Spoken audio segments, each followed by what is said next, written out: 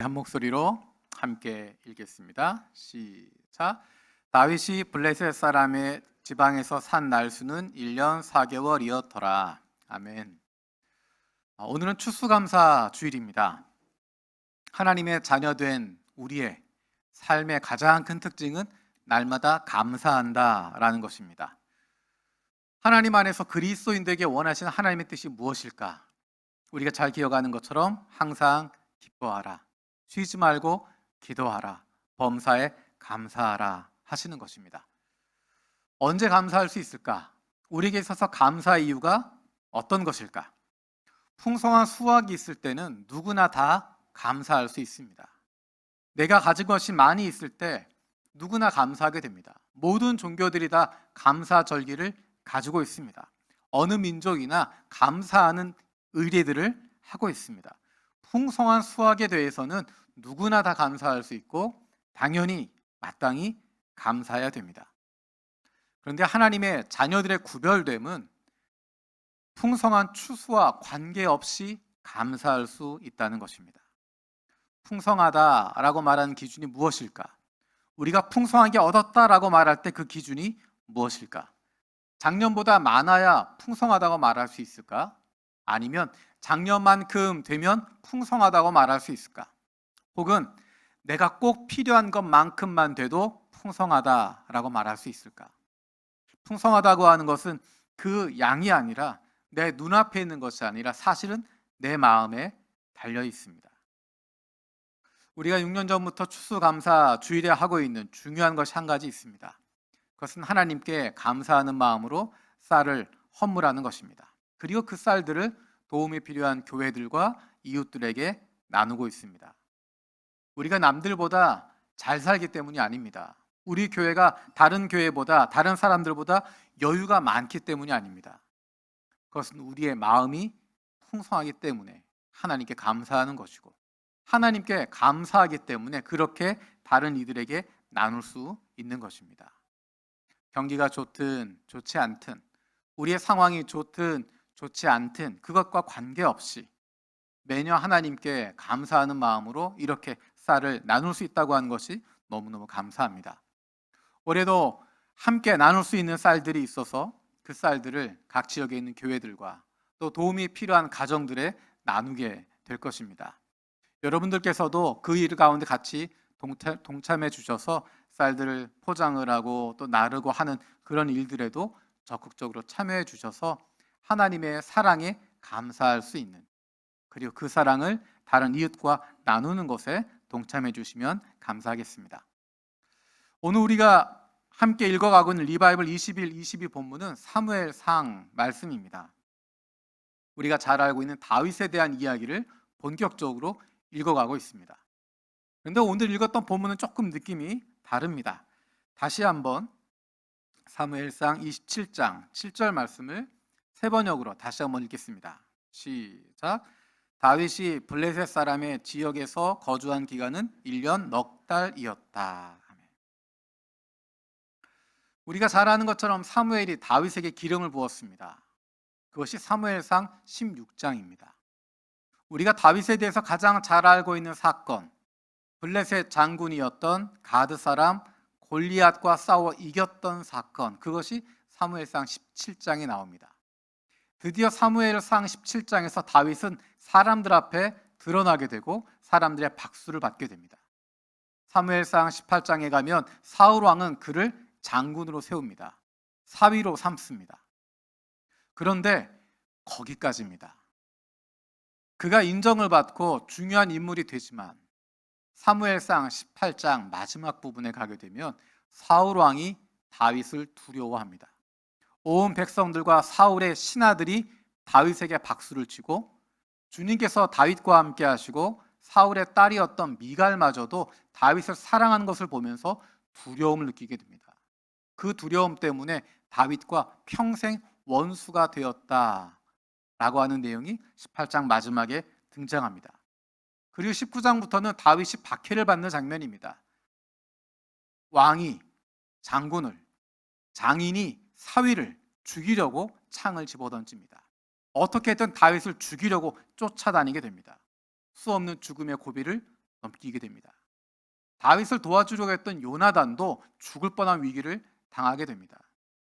19장, 20장, 21장에 다윗은 드디어 도망쳐 다니기 시작합니다. 그런데 놀라운 것은, 안타까운 것은 다윗을 도와주었던 사람들이, 선의로 도와주었던 사람들이 억울한 죽임을 당하게 됩니다. 한 마을이 학살을 당하게 됩니다. 다윗이 믿었던 사람들에게 배신을 당합니다. 어느 곳에 피해 숨어 있었는데 그곳의 사람들이 사울에게 고자질을 합니다. 다윗이 어느 곳에 가든지 어디에 숨든지 바로 그것들이 사울 왕에게 알려지고 사울 왕이 다윗을 죽이려고 쫓아오게 됩니다. 다윗이 가는 곳마다 사울이 추격해 옵니다. 그 가운데 다윗의 놀라운 부분은 다윗이 사울을 죽일 수 있는 상황이 있음에도 불구하고 그를 죽이지 않는 것입니다. 사무엘상 24장에 여러분이 읽으셨던 것처럼 사울을 살려줍니다. 아무도 모르게 죽여버릴 수 있는데 다윗은 그를 죽이지 않습니다. 사울은 자기가 잘못했다고 회개하고 돌아가지만 사무엘이 죽고 나자 또다시 다윗을 찾아 추격에 나섭니다. 다시 한번 사울을 26장에서 살려줍니다. 그리고 결단합니다. 내가 이스라엘 땅에 더 있으면 계속해서 사울이 쫓아오겠구나. 그래서 그가 블레셋 땅으로 망명하게 됩니다. 그것이 지금 우리가 읽었던 27장 7절에 있는 내용입니다. 조금 전에 이야기했던 거 기억하십니까? 다윗이 등장하게 되었을 때 다윗이 어떻게 사람들에게 명성을 얻게 되고 어떻게 그가 영웅이 되었는가? 블레셋 장군 가드 사람 골리앗과의 싸움에서 이겼습니다. 그런데 지금 다윗이 도피해 가는 곳이 블레셋 사람들의 땅 가드 사람의 땅입니다. 자기가 죽였던, 그래서 영웅이 되었던 골리앗의 고향 지역인 가드 땅에 가서 숨어 지내게 되는 것입니다. 다윗은 블레셋과 싸움에서 연전연승을 하면서 위대한 장군이 되었고 인정받는 사람이 되었습니다. 그런데 이제 그가 그 블레셋 사람들의 땅 가운데 들어가서 지내게 되는 것입니다. 성경은 그것을 담담하게 다윗이 블레셋 사람의 땅에서 1년 넉 달을 지냈다라고 이야기합니다. 추수감사 주일 예배를 준비하면서 다윗의 이야기를 읽으면서 한 가지 놀라운 것을 발견하게 됐습니다. 다윗의 인생 가운데 있어서 이제 앞으로 다윗이 유대의 왕으로, 이스라엘의 왕으로 쓰임받게 되어지는데 그에 앞서서 있었던 블레셋에서의 1년 넉 달의 시간, 이 시간이야말로 다윗에게 가장 소중한 시간이었고 다윗이 자기의 인생을 돌아보게 되었을 때 감사할 수 있는 기간이 되었다는 것입니다. 어떻게 블레셋에서의 1년 넉 달이 감사의 시간이 될 수 있었을까? 첫 번째는 다윗은 그 기간에 누구를 의지할 수 있는지를 배우게 되었습니다. 하나님을 의지하는 것을 배우게 됩니다. 우리 사무엘상 30장 6절 같이 읽겠습니다. 시작. 군인들이 저마다 아들 딸들을 잃고 마음이 아파서 다윗을 돌로 치자고 말할 정도였으니 다윗은 큰 곤경에 빠졌다. 그러나 다윗은 자기가 믿는 주 하나님을 더욱 굳게 의지하였다. 사무엘상 30장에 보면 다윗과 그의 부하들 가운데 생기는 갈등이 나타나게 됩니다. 하나님의 은혜로 다윗이 이스라엘과 싸우지 않고 제자리로 돌아오게 되지만 잠시 그들의 성 시글락을 떠나 있는 동안에 큰 문제가 생기게 됩니다. 아말렉 사람들이 그곳에 쳐들어와서 모든 것을 빼앗아 가버린 것입니다. 그리고 사람들도 모두 포로로 끌고 가버렸습니다. 군인들이 돌아와 보니 자기의 아내들과 아들, 딸들이 다 없습니다. 그 때문에 마음이 상하게 되고 그 결과 다윗과 함께했던 군인들이 다윗에게 반란을 일으키게 됩니다. 우리는 다윗을 생각하면 늘 그와 함께했던 좋은 군사들, 함께 있었던 사람들을 생각하지만 그 사람들이 다윗에게 돌들어 치려고 빠졌다라고 이야기합니다. 군인들이 다윗을 돌로 치자라고 말할 정도였으니 다윗은 큰 곤경에 빠졌다라고 이야기합니다. 어찌 보면 다윗이 의지할 사람들은 자기 주변에 있는, 자기와 함께하고 있었던 그 군인들, 자기의 부하들인데 그들이 다윗에게 돌을 던질 정도였다라고 이야기합니다. 얼마나 많은 사람들이 그 상황이었는지 다윗이 큰 곤경에 빠졌다라고 표현합니다. 거기에 나타나는 놀라운 이야기가, 그러나 다윗은 자기가 믿는 주 하나님을 더욱 굳게 의지하였다라고 이야기합니다. 자기와 함께했던 군인들이 있지만, 자기를 지켜주는 군인들이었지만, 부하들이었지만, 사람들이 있었지만 그 사람들을 신뢰하는 것이 아니라 하나님을 더욱 굳게 의지했다라고 이야기합니다. 다윗은 깨닫게 됩니다. 사람들은 얼마든지 자기 유익에 따라 달라질 수 있다고 하는 것. 충성을 맹세하지만, 함께하겠다라고 이야기하지만 자신들의 유익에 따라서, 자신들의 감정에 따라서 얼마든지 뒤집어질 수 있고, 얼마든지 반대로 갈 수 있고, 얼마든지 나를 향해 돌을 던질 수 있다고 하는 것을 다윗은 경험하게 됩니다.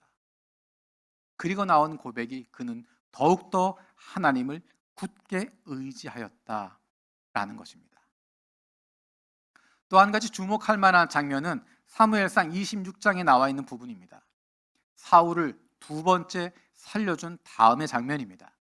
사무엘상 26장 23절 24절 같이 읽어보겠습니다. 시작.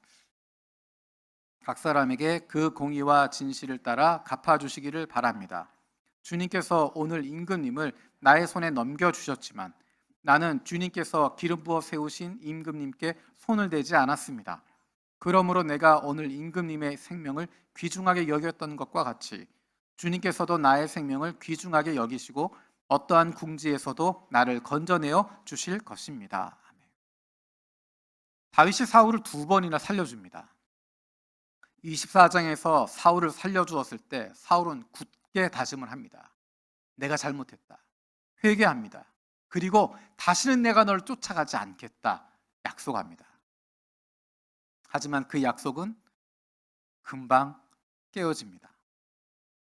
26장에서 사울은 다시 다윗을 쫓아가고 있습니다.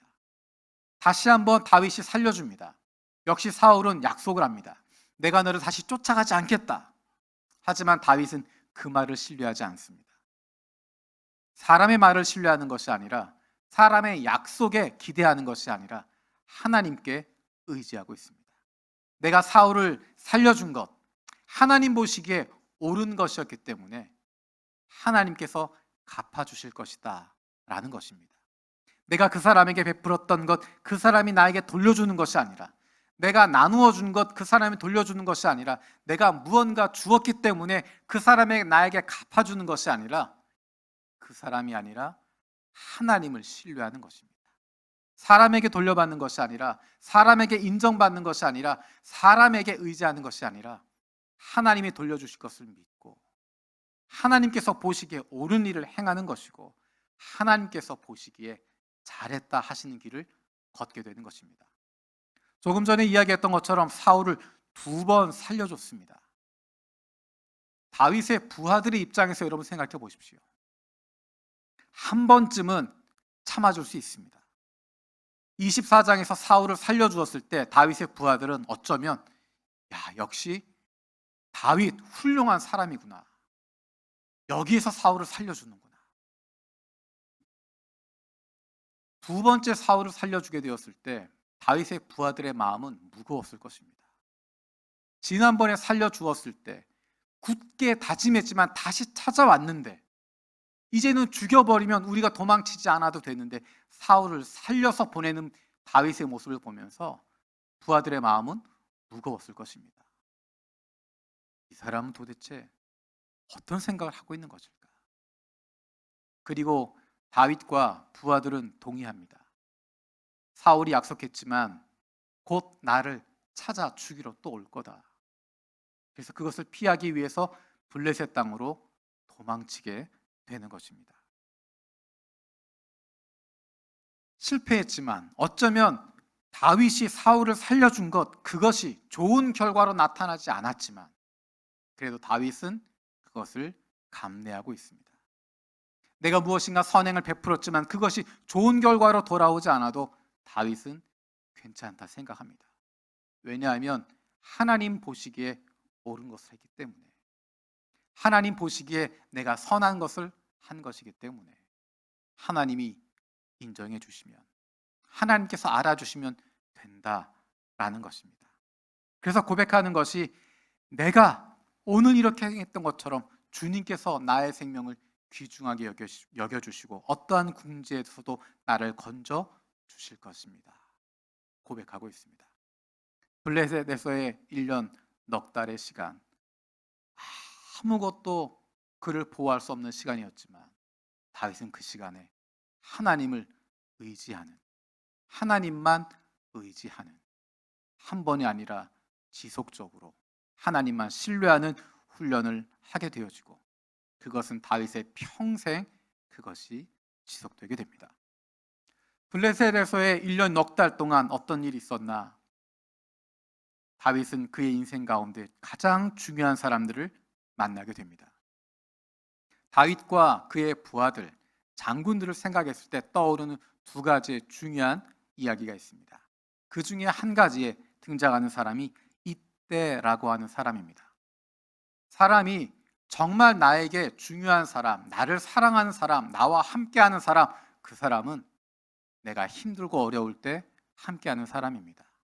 왕일 때, 힘을 가지고 있을 때, 권력을 가지고 있을 때, 물질을 가지고 있을 때, 건강을 가지고 있을 때 함께 있는 사람도 중요하겠지만, 건강을 잃어버렸을 때, 물질이 다 떨어졌을 때, 힘이 떨어졌을 때, 권력이 없을 때, 아무것도 남지 않았을 때, 그때 함께 해줄 수 있는 사람, 그 사람들이야말로 진정으로 사랑하는 사람이고, 그 사람들이야말로 가장 소중한 사람들입니다. 그 명단에 들어가는 사람 중에 하나가 바로 가드 사람 이때라고 하는 사람입니다. 다윗의 노년기에 다윗에게 가장 힘든 일이 생기게 됩니다. 그것은 반역이 일어나는 것입니다. 그런데 그 반역의 여파가 만만치 않습니다. 심상치 않습니다. 반역의 주인공은 다윗이 가장 사랑했던 아들 압살롬이었고, 이스라엘의 대다수가 압살롬을 지지하고 있습니다. 많은 장군들이, 많은 백성들이 그와 함께하고자 합니다. 도망치는 다윗을 향해서 사람들이 손가락질을 할 정도입니다. 다윗은 모든 것을 잃어버렸고 이제 다시 회복하지 못할 것 같은 상황에 있습니다. 도망가는 가운데 등장한 중요한 이야기입니다. 사무엘하 15장 18절에서 22절입니다. 우리 함께 읽어보겠습니다. 시작. 왕의 신하들이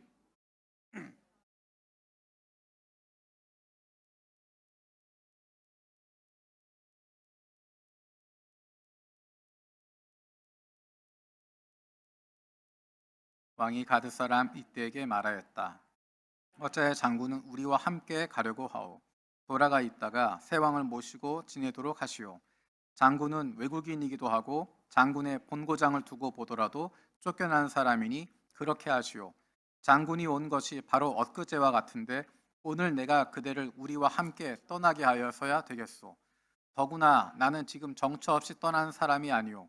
어서 장군의 동족을 데리고 돌아가시오. 주님께서 은혜와 진실하심으로 장군과 함께 계셔 주시기를 바라오. 그러나 이때는 왕에게 대답하였다.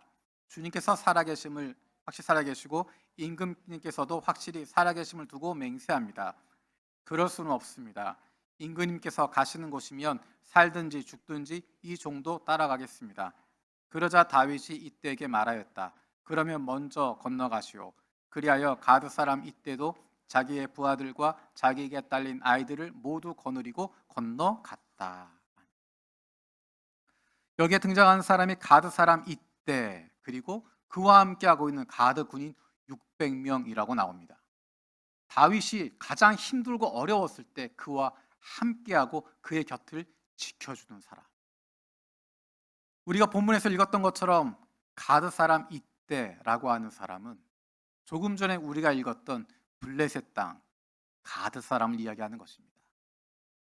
블레셋 사람인 가드 땅에 살고 있었던 사람인 이때가 다윗을 위해서 목숨을 바치고 있습니다.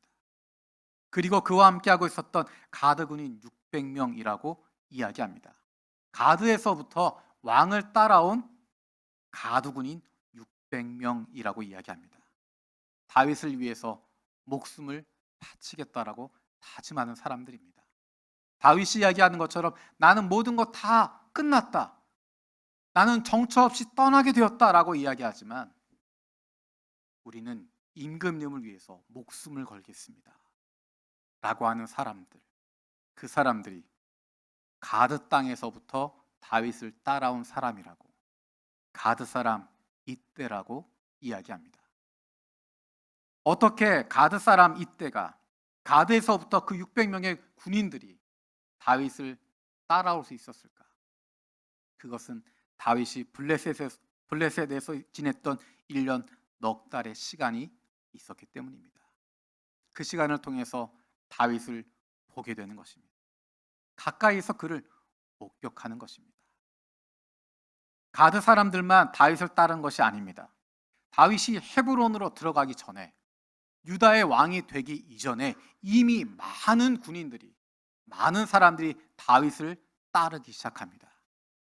그때가 언제냐면 다윗이 블레셋 땅에 있을 때, 시글락에 있었을 때입니다. 역대상 12장 1절 말씀을 같이 보도록 하겠습니다.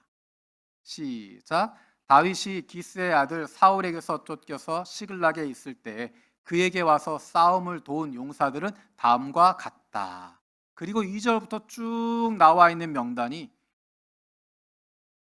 사울 왕이 출신이었던 베냐민 지파 사람들 가운데서도, 갓 지파 사람들 가운데서도, 므낫세 지파 사람들 가운데서도 수많은 사람들이 다윗에게 나왔다라고 이야기합니다. 그래서 종합하면서 21절, 22절은 이렇게 이야기합니다. 같이 읽겠습니다. 그들은 모두 다 용맹스러운 용사들이어서 다윗을 도와 침략자들을 쳤다. 이들은 모두 군대 장관이 되었다. 날마다 다윗을 도우려는 사람이 모여들어 하나님의 군대와 같은 큰 군대를 이루었다. 이때가 언제냐면 역대상 12장 1절에 다윗이 기스의 아들 사울에게 쫓겨서 시글락에 있을 때, 우리가 조금 전에 본문에서 읽었던 블레셋 사람의 땅에 1년 넉 달을 머물고 있었을 때, 바로 그 시기입니다. 다윗에게 아무것도 없었는데, 다윗에게 정치적인 능력이 있는 것도 아니고 그 이후가 구별된 것도 아니었는데, 그가 많은 군량미를 가진 것도 아니었고 많은 돈을 가진 것도 아닌데 수많은 사람들이 다윗에게 몰려오고 있습니다. 어떻게 그것이 가능할 수 있었을까? 조금 전에 이야기했던 것처럼 이스라엘 사람들뿐만 아니라 블레셋 사람들 중에서도 수많은 가나안 사람들도 다윗에게 몰려와서 충성을 다짐하게 되고 그와 함께 목숨을 걸고 지내게 됩니다. 어떻게 그런 것들이 가능했을까? 어떻게 그런 일들을 할 수 있었을까? 조금 전에 이야기했던 것처럼 다윗이 빛이 나게 되었던 순간은 블레셋 장군이었던 가드 사람 골리앗과 싸워서 이겼을 때입니다.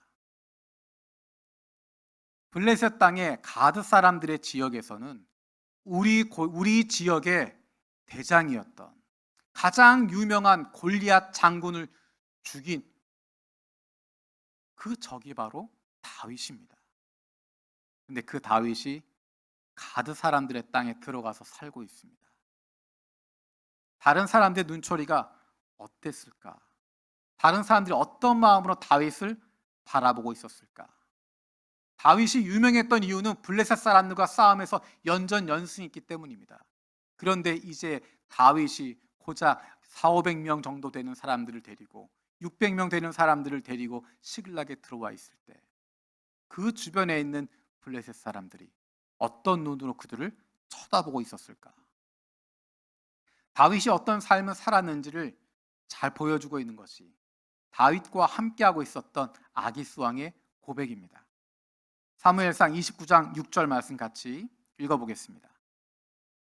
마침내 아기스가 다윗을 불러 말하였다. 주님께서 확실히 살아계심을 걸고 맹세하지만 장군은 정직하였소.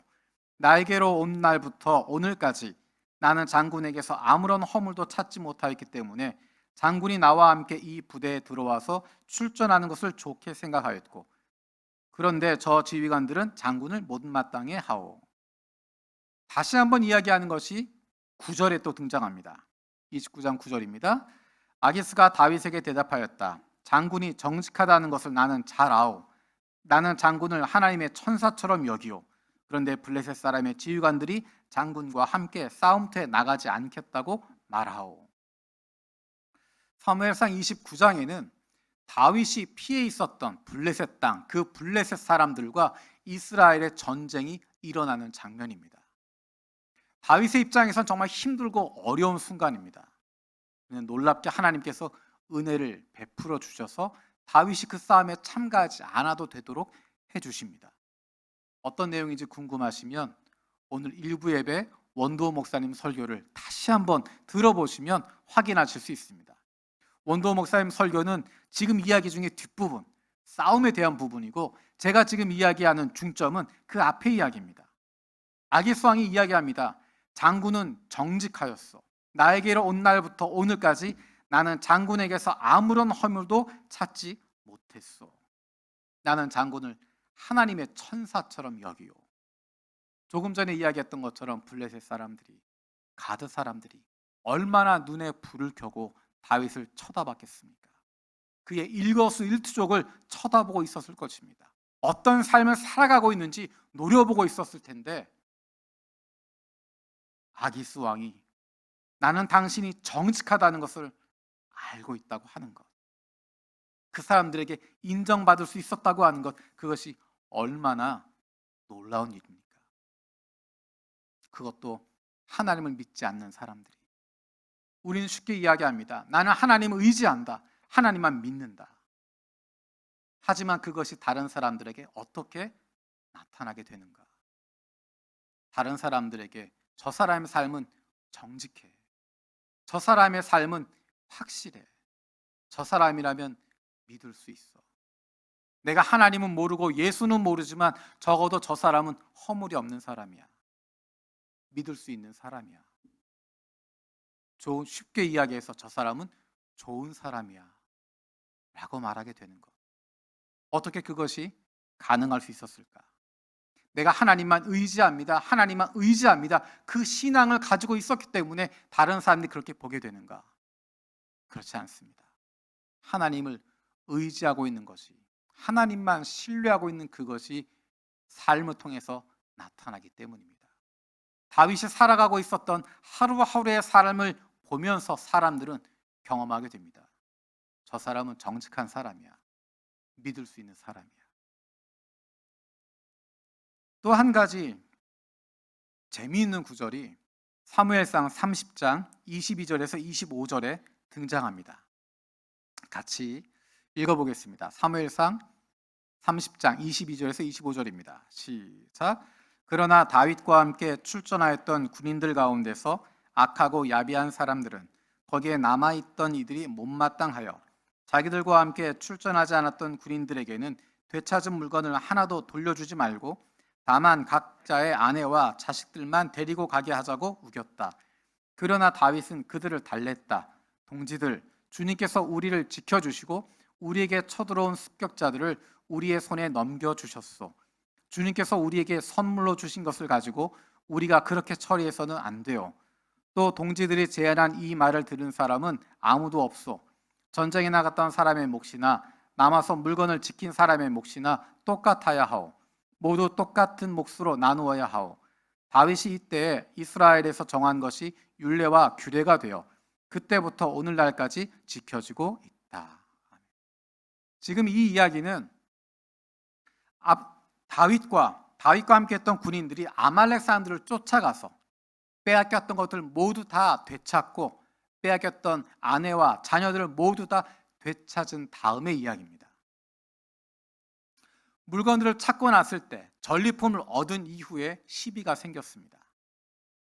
아말렉을 쫓아가는 가운데 군인 가운데 일부는 더 이상 쫓아가지 못하고 중간에 멈추었습니다. 그리고 일부는 끝까지 쫓아가서 아말렉과 싸워서 그것들을 전리품들을 얻게 되었습니다. 끝까지 가서 싸웠던 군인들 가운데 불평이 나옵니다. 우리는 끝까지 와서 싸워서 빼앗았고 저들은 남아 있었으니까 우리의 권리를 가지고 우리만 나누겠다라는 것입니다. 저들에게는 아무것도 주지 말고 아내와 자식들만 돌려주고 전리품은 우리끼리 나누자라는 것입니다. 그때 다윗이 했던 이야기가 지금 읽은 이야기입니다. 아니다. 이것은 하나님께서 주신 것이다. 가서 싸운 이들이나 못 가고 남아 있었던 이들이나 모두 똑같이 나누어야 한다. 왜냐하면 내 능력으로 된 것이 아니라 내가 한 것이 아니라 하나님께서 주신 것이기 때문에, 우리가 한 가족이기 때문에, 우리가 한 군대이기 때문에, 우리가 하나이기 때문에 동등하게 나누어야 한다라는 것입니다. 그런데 여러분, 이 사람들이 어떤 사람들인지 여러분 기억하십니까? 조금 전 읽었던 30장 6절에 보면 다윗과 함께했던 군인들이 아내를 잃고 아들과 딸들을 잃은 다음에 마음이 상해서 다윗에게 돌로 치자고 했다라고 이야기했던 그 군인들입니다. 다윗은 자신을 향해서 돌을 들었던 사람들이지만 그 사람들에게 동등하게 은혜를 나누고 있습니다.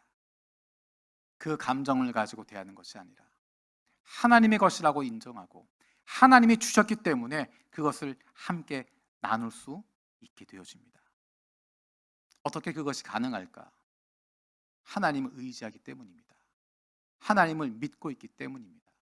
하나님께서 주신 것이기 때문에, 하나님이 왕이시라고 하는 것 다윗은 믿고 있었고 머릿속으로만 갖는 것이 아니라 그의 삶으로 실천하고 있었기 때문에 가능할 수 있었습니다. 그래서 그의 부하들은 이런 장군이라면 내 목숨을 바칠 만하다. 이런 장군이라면, 이런 다윗이라면 우리를 버리지 않겠구나. 이런 다윗이라면 그가 가는 길 의심하지 않고 따라가도 괜찮구나 라고 생각하게 되고 그들의 목숨을 걸고 다윗과 함께 동참하게 됩니다. 우리는 역사를 통해서 알고 있지만 다윗은 모르고 있습니다. 어떤 것이냐면 시글락에 돌아온 이후에 얼마 되지 않아 다윗은 유대 족속의 왕으로 세움받게 됩니다. 그러니까 다윗의 광야 생활 가운데 블레셋에서 보냈던 1년 넉 달은 마지막 기간이었습니다. 우린 끝이라는 걸 알지만 다윗은 그것을 모르고 있습니다. 언제 끝날지 모르는 상황이지만, 언제까지 그렇게 살아야 하는지 알지 못하지만 다윗은 하루하루 그렇게 살아갔던 것입니다. 광야의 삶이 끝나지 않았습니다. 끝이 보이지도 않습니다. 하지만 다윗은 하루하루를 하나님을 신뢰하고 그 광야의 의미를 찾아가면서 살아가고 있습니다. 죽지 못해 사는 것이 아니라, 다른 곳 가지 못해 견디고 있는 것이 아니라 바로 이 자리가, 바로 이곳이 나를 보내신 곳이라고 하는 것을 믿기 때문에 그렇게 살아갈 수 있었습니다. 다윗의 모습을 생각하면서 떠올랐던 다윗의 상황과 다윗의 마음과 가장 잘 맞는 찬양이 떠올랐습니다. 우리가 잘 알고 있는 광야를 지나며 라는 찬양입니다. 광야를 지난 후에 하는 고백이 아니라, 그땐 그랬지 라는 고백이 아니라 광야를 지나는 가운데 하고 있는 고백입니다. 아직 언제가 끝인지 모릅니다. 아직 어떻게 될지도 모릅니다. 여전히 광야 가운데 있지만, 여전히 블레셋에서 보내고 있지만, 하루하루 살아가고 있는 그 삶의 이유가 무엇인지를 발견하게 되는 것입니다. 설교 끝나고 나서 여러분 유튜브를 통해서 광야를 지나며 히즈윌 치시면 유튜브로 찬양을 들으실 수 있습니다. 몇 번 들으시고 이 시간에는 가사만 같이 한번 읽어봤으면 좋겠습니다. 너무 교과서처럼 읽지 마시고 찬양을 읽는 느낌으로, 시를 읽는 느낌으로 함께 읽었으면 좋겠습니다. 자막을 띄워주시면 같이 읽도록 하겠습니다. 시작.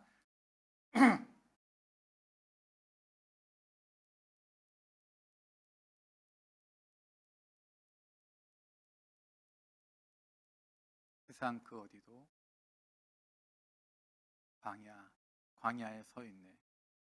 주님만 내 도움 되시고 주님만 내 빛이 되시는, 주님만 내 친구 되시는 광야. 주님 손 놓고는 단 하루도 살 수 없는 곳, 광야에 서 있네. 주께서 나를 사용하시려, 나를 더 정결케 하시려 나를 택하여 보내신 그곳 광야. 성령이 내 영을 다시 태어나게 하는 곳 광야에 서 있네. 내 자아가 산산이 깨지고 높아지려 했던 내 꿈도 주님 앞에 내어놓고 오직 주님 뜻만을 이루어지기를, 나를 통해 주님만 드러나시기를 광야를 지나며. 세상은 우리에게 무엇을 가지고 있느냐 물어봅니다. 다른 사람들보다 얼마나 많은 것을 소유하고 있느냐 물어봅니다. 그것이 풍성함이라고 이야기합니다.